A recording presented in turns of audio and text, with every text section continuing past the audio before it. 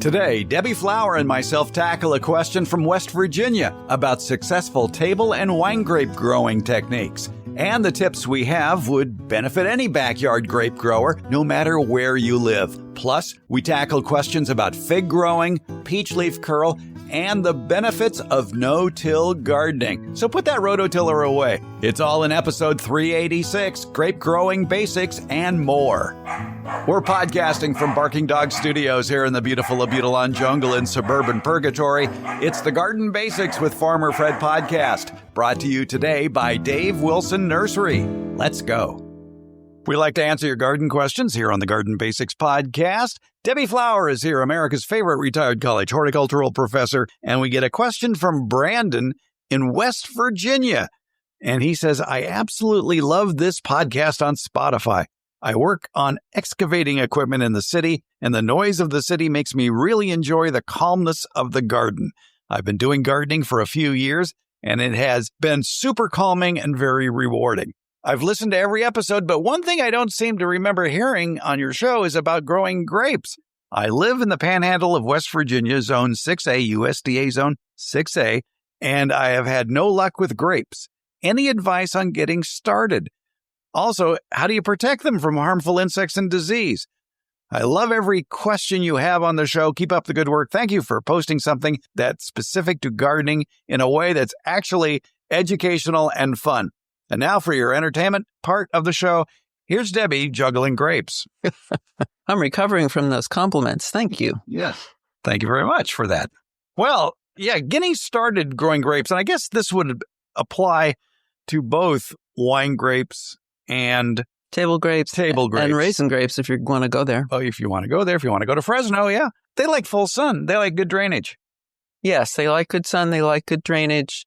It's critical to prune them to get fruit to form. He says he hasn't been successful with grapes. He doesn't say if he can't get them to grow or if he can't get them to produce. So the first would be to get them to grow, which is to pick the right location. As you say, full sun. And soil, it's often recommended, people say plant grapes on deep soil. I have seen grapes growing on really shallow soil and read about grapes growing on really shallow soil as well. The deeper the soil, the easier they're going to be to maintain because of the being able to apply enough water and having a bigger root zone. So deep meaning 3 feet. It's not like tons of feet, just 3 feet is plenty. But you're right. There are very successful vineyards in our area that are being grown in the foothills, which is very rocky soil. Right. There's not much there. And they do just fine. And some of the benefit of that rocky soil is that the rocks hold heat. He mentioned he is in Zone 6A. The panhandle of West Virginia is 6A up through 7A. And that 6A is going to limit some of the varieties that are going to be successful there. It's too cold for the European varieties that we typically think of to make wine from, like Cabernet Sauvignon, Merlot, Pinot Noir, Chardonnay. Those will not grow there. They won't survive the winter. But there are some French hybrids that will do well in the 6A, and they're listed on there's a wonderful thing called Grape Growing for Beginners at the West Virginia University Extension site. So I Googled WVU, Grape Growing 101, I think is what it's called. Growing Grapes for Beginners, and it lists some of these, and I am not familiar with these cultivars, frankly. Chambourcin, Vidal Blanc, that would be a white one. Baco Noir, that would be a red one. The Chambourcin, I don't know anything about. They can be made into wine. And then there are the American grapes like Concord, right, for jelly. So they should do well as they're in the 6A as well. And we should point out, too, that grapes are grown in all 50 states. They are. There are vineyards in all 50 states. There are. Now, whether you want to grow table grapes or wine grapes, we're just talking basics here about getting started. It's all the same. The table grapes or wine grapes is the varietal you choose to grow. Right. Actually, you can make wine out of anything. I have taught grape growing and wine making and taken classes in it. And I don't know who said it, but they said, sugar and yeast makes alcohol. And the rest is, just the flavor of the fruit that you're working with. So if that's your route, don't think you can't make wine out of an American grape. It'll just be its own thing. The grape varieties you choose could have a big decision in if it's successful or not. So you want to choose the right varieties for your area. So that would be rule number one, and make sure it's good stock. Yes. If it's the French hybrids, if you are warm enough, if it's the European varieties, if you are warm enough to grow the European varieties, then they will have to be on rootstock. They will have to be grafted onto rootstock. They cannot grow on their own stem. They can, but you're risking them getting a very common, widespread problem called phylloxera, which is a root louse. It's basically an insect in the soil that consumes the roots. At one vineyard I took my students to, the woman who owned it pointed out a plot across the way and said that one has phylloxera, but it was producing some of the best grapes she produced in her whole vineyard. There is a belief, a saying that the best grapes are produced on stressed vines, but she knew she was going to lose those plants and then she would have to replant with grafted grapevines. The phylloxera first attacked grapes in Europe in the 1800s, and then it attacked in the 1980s, I believe, in the U.S., and again after that. So it's not going away. You're going to have to protect your grape plants by putting them on a grafted rootstock. The rootstocks are going to be from crosses between those European varieties and American varieties from the Southeast, which is a place where phylloxera is native. So the crossing allows the European variety to attach to the root. They're compatible, and then the American blood, quote unquote, plants don't have blood, but the American genetics are protective of the phylloxera. But that won't be the case in West Virginia because you can't grow the European varieties there anyway. And some of the American varieties, too, according to West Virginia University, might be limited to where you could grow them in parts of West Virginia where it stays a little bit warmer. We're talking about varieties like Concord, Catawba, Elvira, Niagara, and Muscadine, the American varieties. And this mentions that these grapes are sensitive to cold temperatures and are grown mainly in the Southeast where temperatures don't fall below 10 degrees Fahrenheit. Due to their sensitivity to cold, they're only grown in certain places in West Virginia with winter protection. So even though some of those more common American varieties you might be willing to try, that might be a problem there as well. So you really have to go into maybe the real cold varieties. Yeah. And choosing your site can have an influence on whether your plants are going to be protected in that microzone. If you have access to a south-facing slope, you can plant on there near the top of the slope, not the bottom. Cold air sinks. So when you get that very, very cold air, and this is primarily for late spring frosts, one of the most destructive things to the fruit on the grapevine is a late spring frost when the plant has already produced its flowers and they're exposed. They're very sensitive to cold. And if you get a late spring frost, it will kill those flowers and there goes your crop. The south-facing slope is not going to protect you if you regularly get to 0 degrees. Everything's going to get to 0 degrees. So this is just to be a microclimate for that late spring frost, a south-facing slope. And that's coveted in the foothills here in California. You can grow grapes there where you couldn't necessarily grow them on the other side of that mountain. Where the cold air has a place to escape.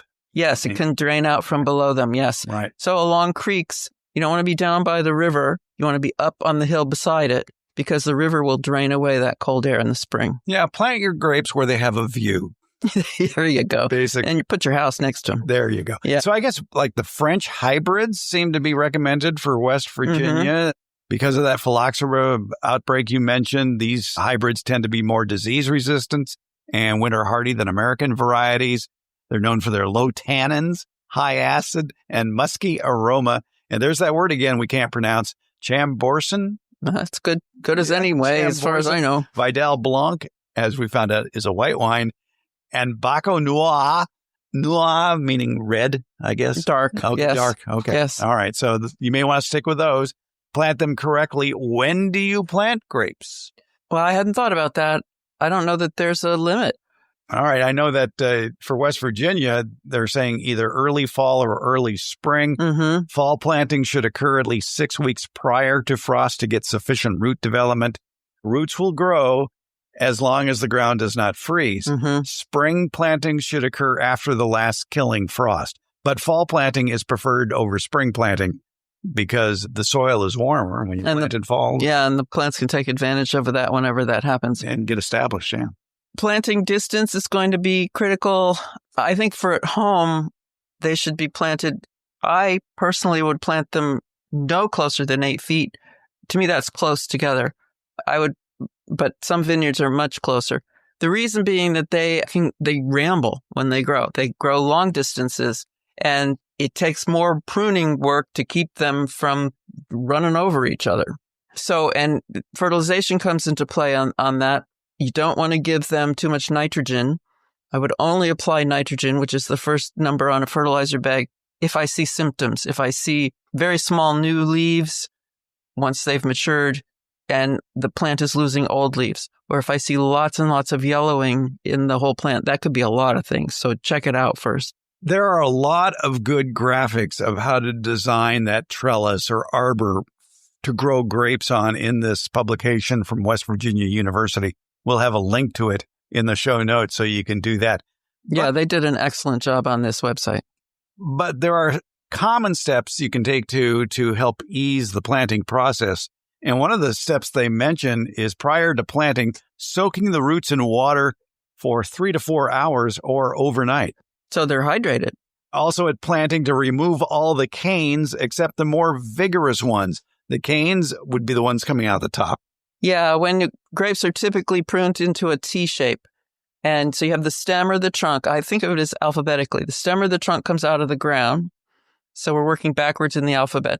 Then they has these arms, or cordons is the technical term, cordon, and they go out from the stem or trunk. And then the canes go up from the cordons. Spacing of the canes are what are going to produce your fruit.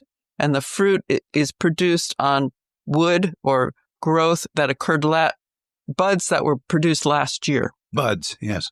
Yeah. And then so every winter, every dormant season, the canes are cut down to typically it's 2 buds that are on last year's wood. And they grow out and produce the fruit that year. And then they're cut back to 2 buds. And so the spacing of those canes on the cordon is critical because they all need space to grow.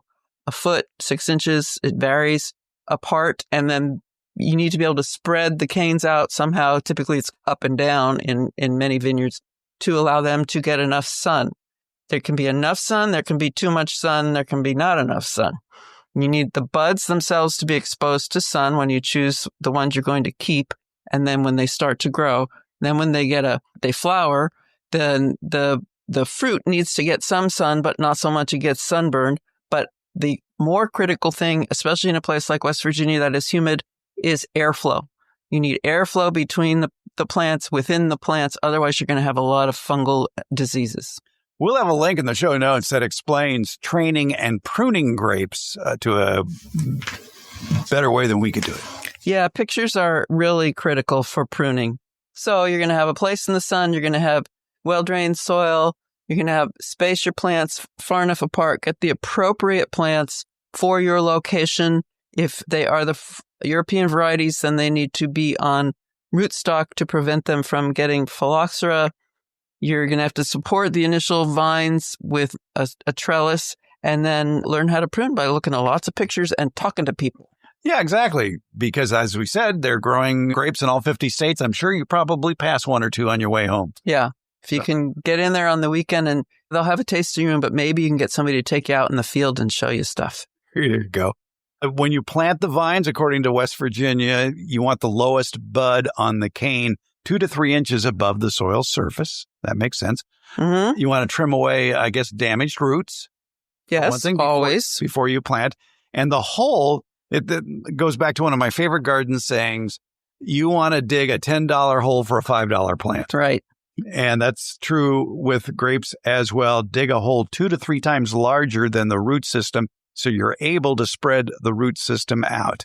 And also it talks about backfilling with soil. It doesn't talk about adding anything magical right. to the hole. That's very important to do that. Consistent watering? I would think so, if it doesn't rain. Yes. One of my first jobs was sucking the ants out of a drip line in a grape orchard.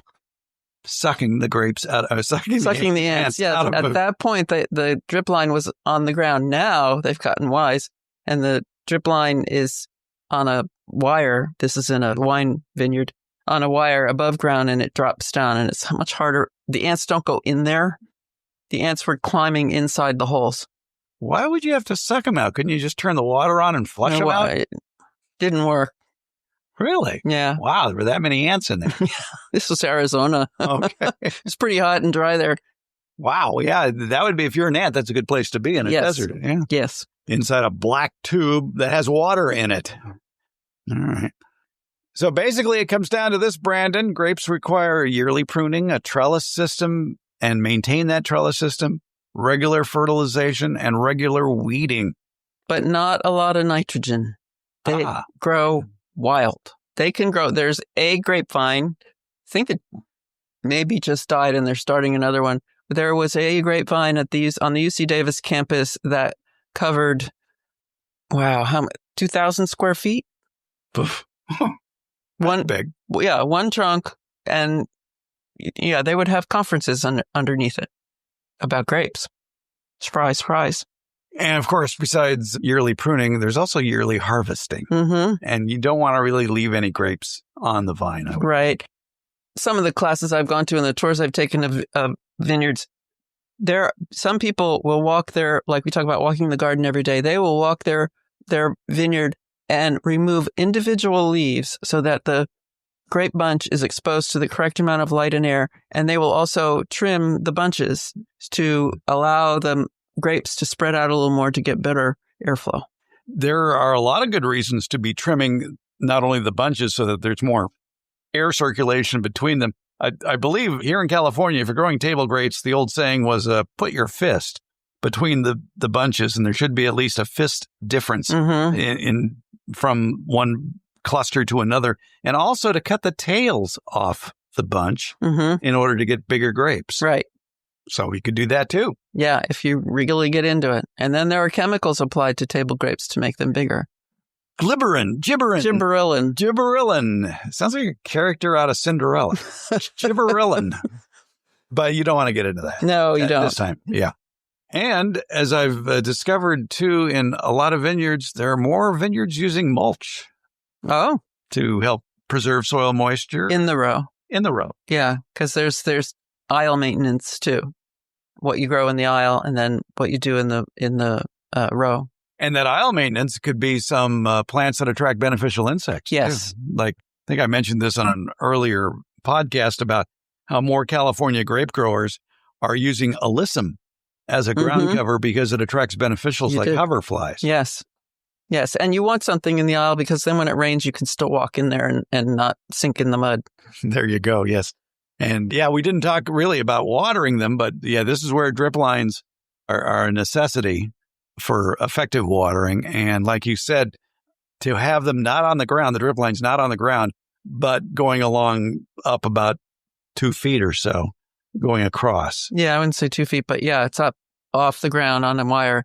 And there is dry grape growing, meaning they don't irrigate, but you have to be in a place that gets regular rain, which West Virginia is. Yeah. So you may be able to get away with it. You may be able to, yeah. Yeah. So it depends on what you're growing. Depends, and your soil depth and ability to hold on to moisture. So, Brandon, we're not really sure what went wrong with your first go at growing grapes, but give it another try. Yeah. And I think you'll find you'll have more grapes than you know what to do with. Mm-hmm. All right, Brandon, thanks for the question. Jam, pie, wine, juice.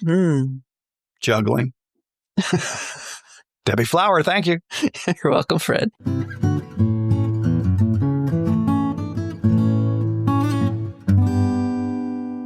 You want to start the backyard fruit and nut orchard of your dreams, but maybe you don't know where to begin. Or maybe you're currently growing fruit and nut trees and you've got a million questions, such as what are the tastiest fruits to grow? Where can I go to buy some of these delectable fruit and nut trees you've been reading about?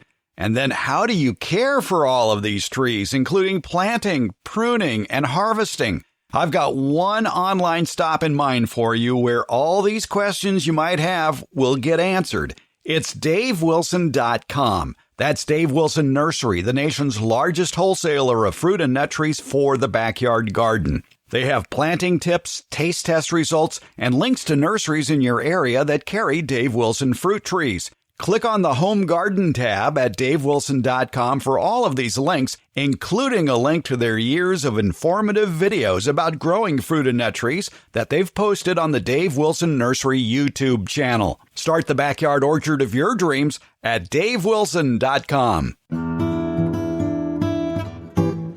We like to answer your garden questions here on the Garden Basics podcast. We got a question from Susie in Sebastopol wondering about her fig tree. So let's talk with a fig expert. We're here at the Fair Oaks Horticulture Center on a workday Saturday in March.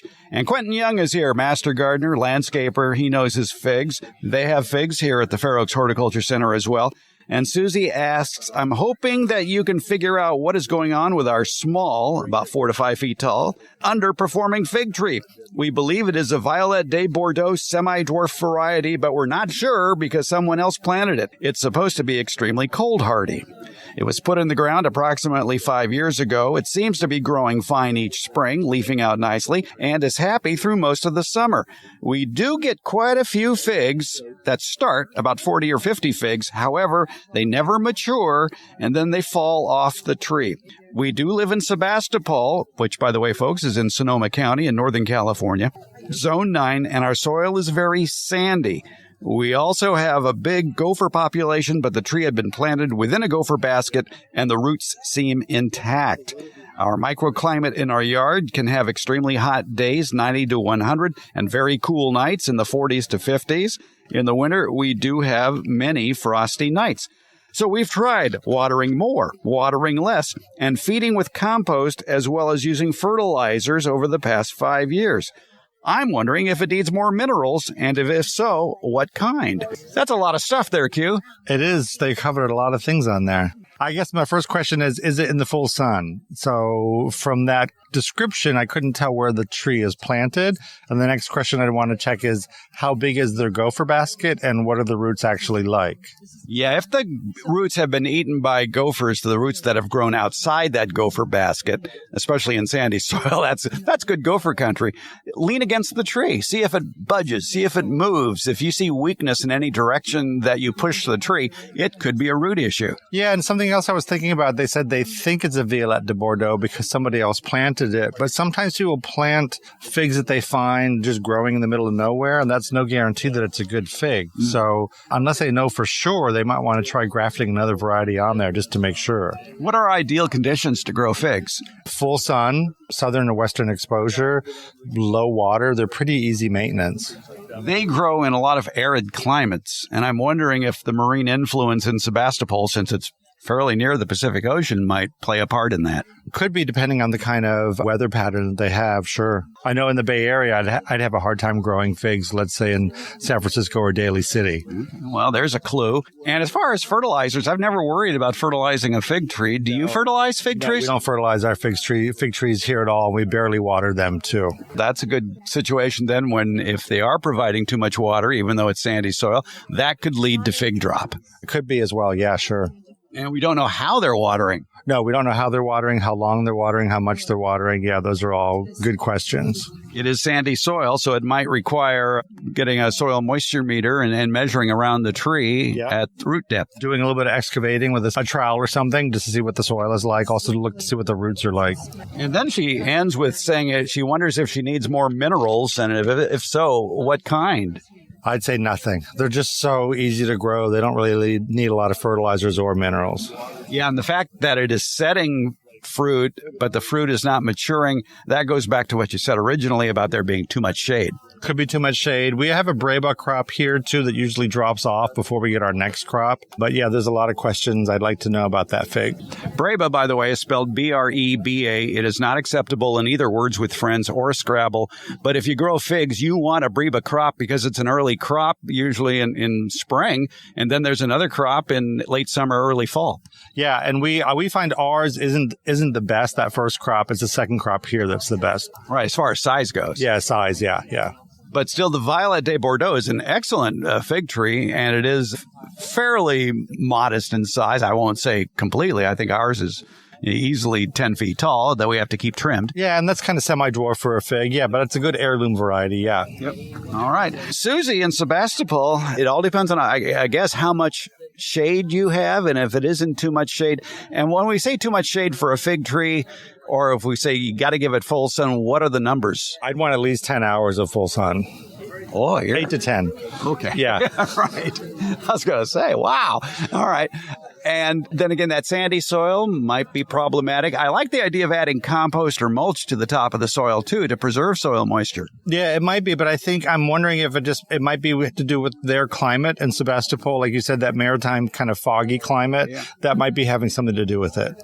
Well, Susie, I hope that helps, and I hope you finally get a crop of figs on your Violet de Bordeaux soon. Quentin Young, master gardener, landscaper. We're out here at the Fair Oaks Horticulture Center. Q, thanks for the help. Thanks for having me.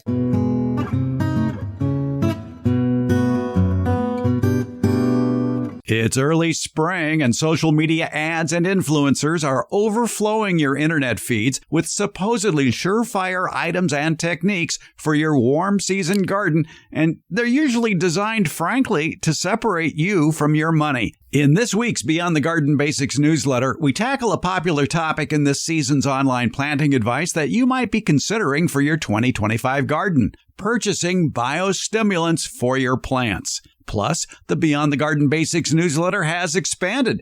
There's now a garden tip of the day that's published each day, and it's just for paid subscribers. Paid subscribers will also have complete access to previous posts of the newsletter, of which there are now nearly 200 editions. In the previous editions, you can find, for example, helpful advice on how to make your own planting mix. That was from April of 2024.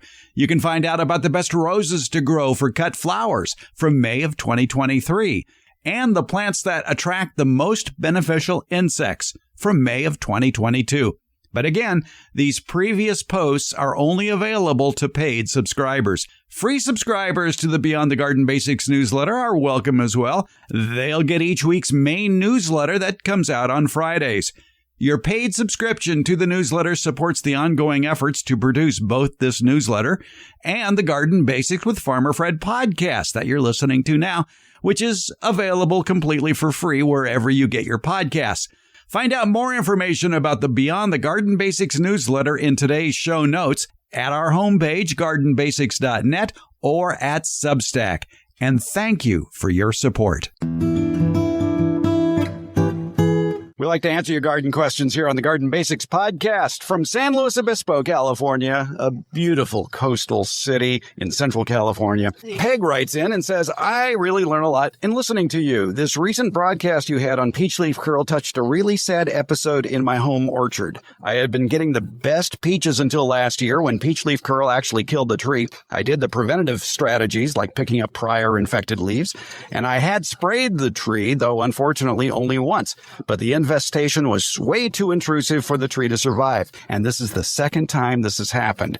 My strategy now is to look for fruit trees that produce later on in the summer. Can you give me some suggestions? Peg, that's a tough question. So we turn it over to Master Gardener, Orchard Specialist Quentin Young. Quentin, what do you think of the strategies of using late ripening peaches as a deterrent for peach leaf curl?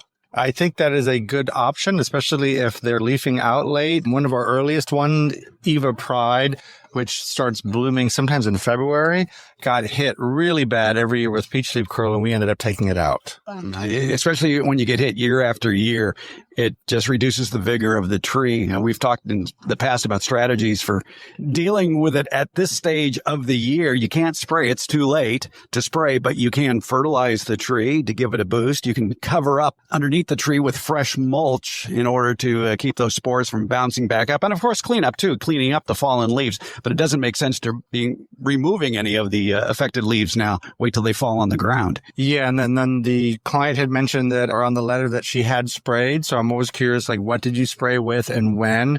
That most important one is around Valentine's Day, President's Day. The problem this year is it was raining, and you can see when you just start having that bud break, when it just starts showing color, that's the most important spray date.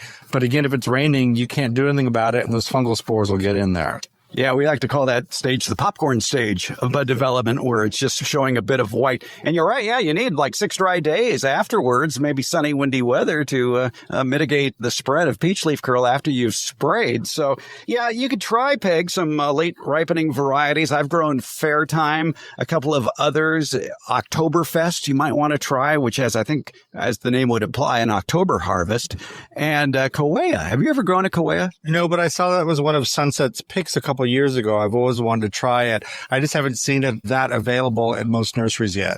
Yeah, look for Kawea. It's very popular. I know Dave Wilson Nursery grows it. It's one of their staff favorites to grow for taste. So, Peg, yeah, give it a try. Take care of your existing trees and maybe spray a couple of times this coming fall and winter. Yeah, let us know if you do end up picking a late ripening one, if that actually works for you. Quentin Young, Master Gardener, thanks for your help. Thank you, Fred.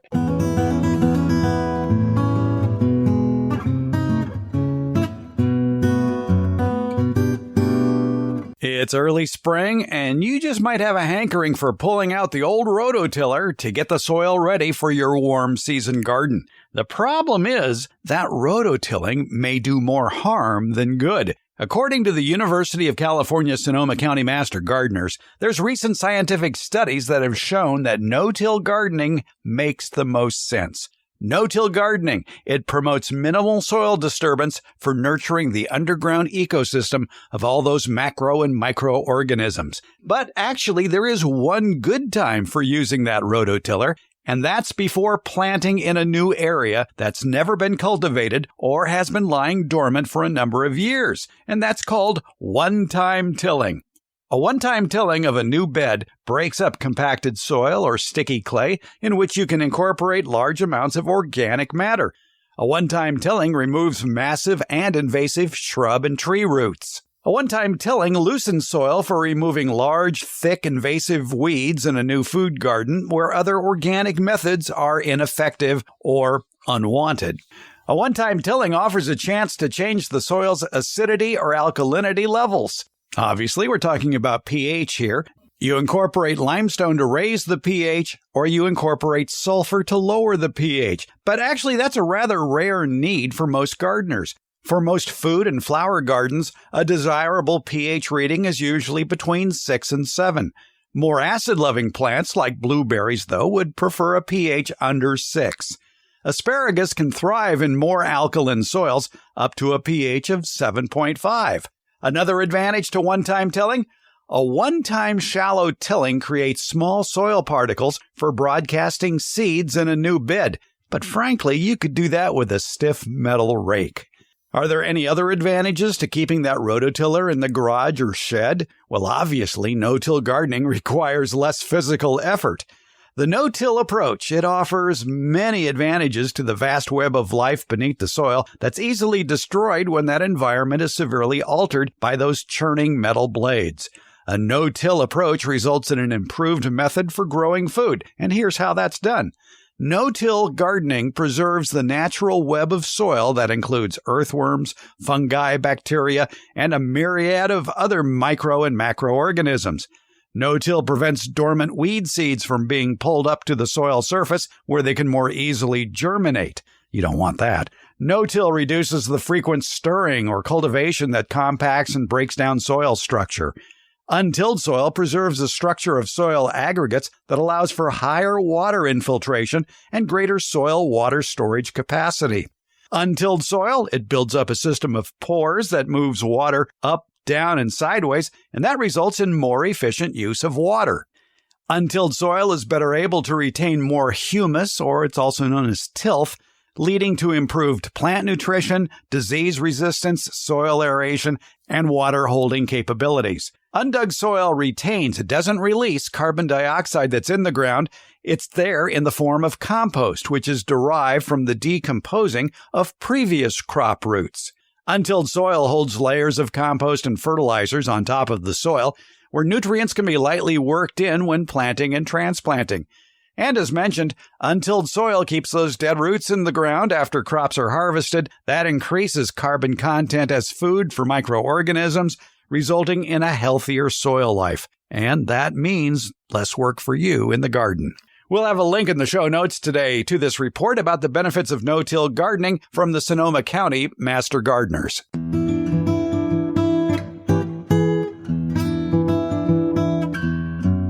Garden Basics with Farmer Fred comes out every Friday, and it's brought to you by Dave Wilson Nursery. Garden Basics is available wherever podcasts are handed out. For more information about the podcast, as well as an accurate transcript of the podcast, visit our website, gardenbasics.net.